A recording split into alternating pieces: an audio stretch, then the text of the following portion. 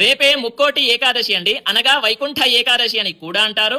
గుర్తుపెట్టుకోండి, 30 డిసెంబర్ 2025 మంగళవారం నాడు వచ్చింది. చాలా అంటే చాలా విశేషమైనటువంటి రోజు. ఎందుకు అని అంటే 3 కోట్ల ఏకాదశిలతో సమానం ఈ ఒక్క ముక్కోటి ఏకాదశి అనేటటువంటిది. అయితే ఆ రోజున మీరు ఏం చేస్తారు అని అంటే, చిన్న నుండి పెద్ద వాళ్ళ దాకా ప్రతి ఒక్కరు కూడా బ్రహ్మ ముహూర్తంలో లేవండి. సూర్యుడు ఉదయించక ముందే లేసి తల స్నానము చేయండి.